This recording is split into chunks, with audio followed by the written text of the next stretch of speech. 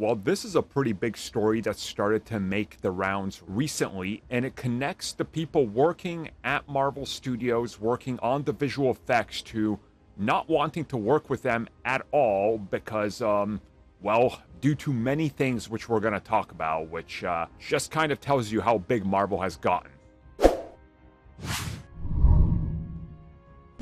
So I first saw this story posted by The Gamer. Now, I don't know if they're the original source. It looks like there is a path you can lead to find out more.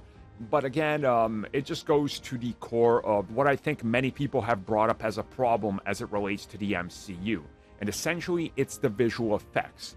A lot of us have started to say that in the last couple of years, there's been some really questionable CG and some that looks really bad. Again, yes, there is the effect of the pandemic and everything that happened that's affected literally everything, and you can see that in every project, but this goes a little bit more deeper than that.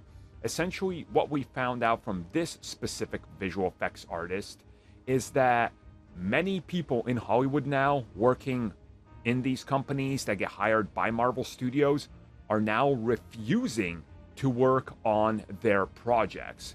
And it's not for one particular reason, it's because there is so much CG that needs to be done. And unfortunately, the CG deadlines are getting tighter and tighter, where they need it completed by this specific date and it needs to be done. No excuses. On top of this, they're constantly working on multiple projects as well because Marvel Studios uses the same visual effects and production houses, but they're also working on so many projects that you're going to be double, triple, or quadrupling down on what you're working on at any given time. And essentially, they believe that there's way too much going on. There's too many mandates. They want a rush job, but they want it to look top tier. And yes, they're paying for it, but sometimes you just can't do it. There's just too much to do. What they also reveal is that Marvel Studios will send out a clip and say, we need this complete action sequence. It needs to be completed in 2 to 3 weeks. This is your deadline. And it's a giant sequence for Thor. And they're like, what? And they're like, yeah, get it done. This is what you got to do. Or we're going to dump your studio. Okay, maybe this explains why some of the visual effects are so bad looking and rushed. Because the deadline is literally, hey, you got 3 weeks to complete this.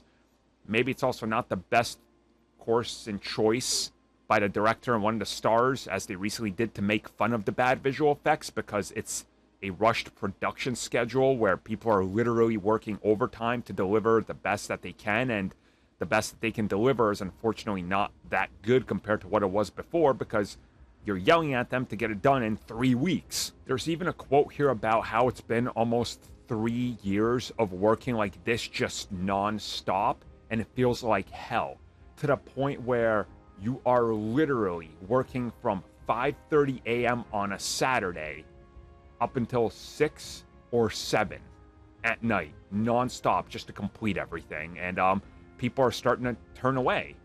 They don't want anything to do with this. It's too much, and honestly, respect to them, because they're the ones that make us believe that these things are happening. It can't be done without them, so they should either be compensated better, or they should hire more people and take some of the stress away from all of them.